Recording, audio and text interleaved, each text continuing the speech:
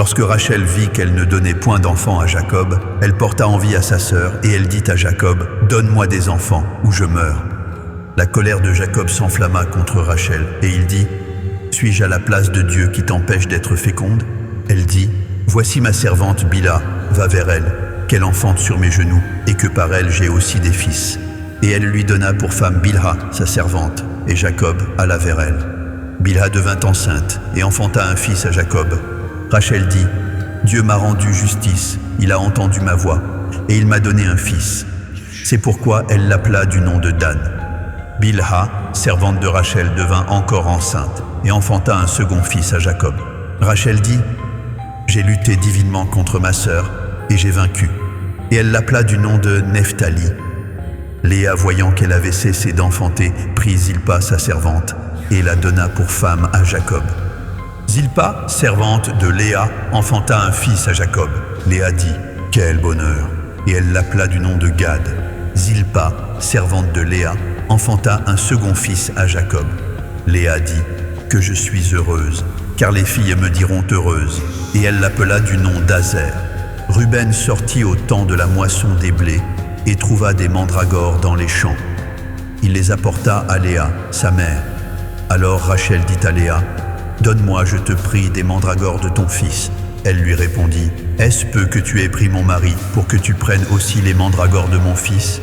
Et Rachel dit, « Eh bien, il couchera avec toi cette nuit pour les mandragores de ton fils. » Le soir, comme Jacob revenait des champs, Léa sortit à sa rencontre et dit, « C'est vers moi que tu viendras, car je t'ai acheté pour les mandragores de mon fils. » Et il coucha avec elle cette nuit. Dieu exauça Léa, qui devint enceinte, et enfanta un cinquième fils à Jacob. Léa dit, « Dieu m'a donné mon salaire parce que j'ai donné ma servante à mon mari. » Et elle l'appela du nom d'Issachar. Léa devint encore enceinte et enfanta un sixième fils à Jacob. Léa dit, « Dieu m'a fait un beau don. Cette fois, mon mari habitera avec moi, car je lui ai enfanté 6 fils. » Et elle l'appela du nom de Zabulon. Ensuite, elle enfanta une fille qu'elle appela du nom de Dina. Dieu se souvint de Rachel, il l'exauça et il la rendit féconde. Elle devint enceinte et enfanta un fils, et elle dit, « Dieu a enlevé mon opprobre. » Et elle lui donna le nom de Joseph en disant, « Que Yahweh m'ajoute un autre fils. » Lorsque Rachel eut enfanté Joseph, Jacob dit à Laban, « Laisse-moi partir, pour que je m'en aille chez moi, dans mon pays.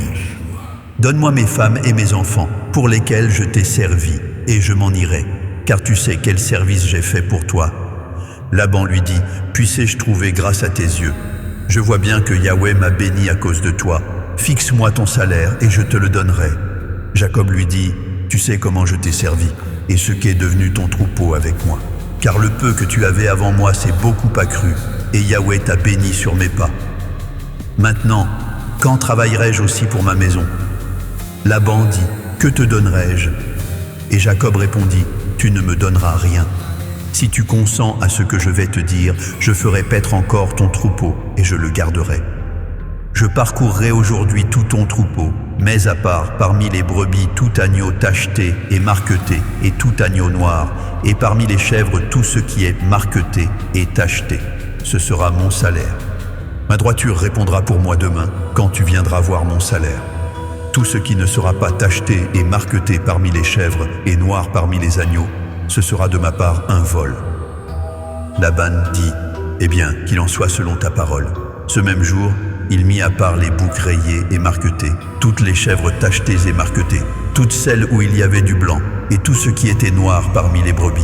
Il les remit entre les mains de ses fils. Puis il mit l'espace de 3 journées de chemin entre lui et Jacob fit paître le reste du troupeau de Laban. Jacob prit des branches vertes de peuplier, d'amandier et de platane. Il y pela des bandes blanches, mettant à nu le blanc qui était sur les branches.